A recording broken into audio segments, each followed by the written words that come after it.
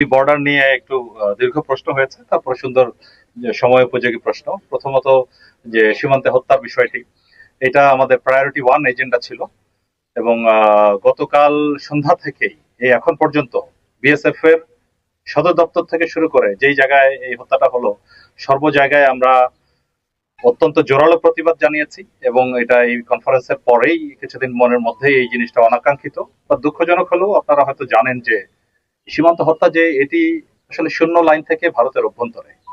আমরা আপ্রাণ চেষ্টা করছি আমাদের এই অবৈধভাবে যেন ভারতের অভ্যন্তরে কেউ প্রবেশের চেষ্টা না করে।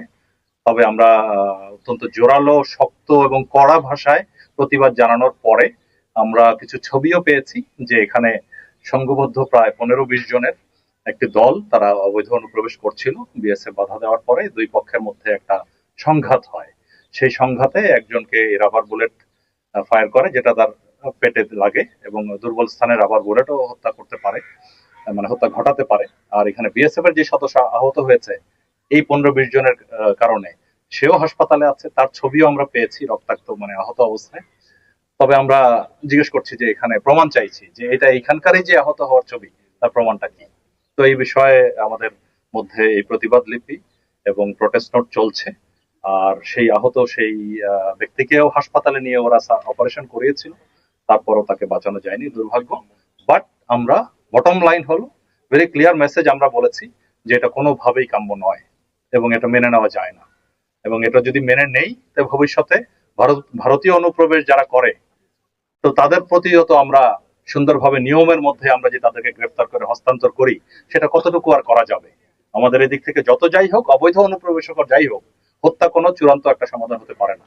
তো সেই বিষয়ে আমাদের এটা অব্যাহত থাকবে এবং আরো একটি যদি হয় আমরা আরো কঠোর অবস্থানে যাব, এটা আপনাদেরকে আমি আশ্বস্ত করতে চাই।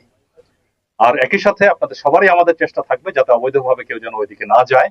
আমরা আপ্রাণ চেষ্টা করছি, প্রশাসন চেষ্টা করছে, স্থানীয় সবাই চেষ্টা করছে। তারপরও একটা কিছু কিছু ব্যক্তিকে আমরা ওই জিরো লাইন অতিক্রম করা থেকে বিরত রাখতে ব্যর্থ হচ্ছি অনেক সময়। বাট আমরা এই দুই দিকেই চেষ্টা করে যাবো, এক হলো বিএসএফ এর সাথে, আরেক হলো মানবাধিকার অর্গানাইজেশনের মাধ্যমে, তৃতীয় হলো যে কেউ যাতে ক্রস না করে। আপনার দ্বিতীয় পয়েন্টটা সংক্ষেপে আসতে চাই। দেখুন, আপনারা একদিকে বলছেন আরাকান আর্মির জন্য সীমান্তে একটু আতঙ্কে আছে লোকজন, তো আবার আরাকান আর্মি যেন কিছু করতে না পারে। অন্যদিকে যদি আমরা যেটা কোনো একটা যে আরএসও আরসা বা যা বলেন, ওইটা যদি কোনো কিছু হয়, সেদিকেও আপনাদের মানে আমরা যে কোনো একটা স্ট্র্যাটেজি অবলম্বন করতে হবে। তো কারণ আমাদের মূল লক্ষ্য হলো আমাদের সীমান্ত যাতে নিরাপদ থাকে, সীমান্তবর্তী এলাকায় জনগণ যেন নিরাপদ থাকে। তো সেটা করার জন্য আমরা একটা স্ট্র্যাটেজি ফলো করছি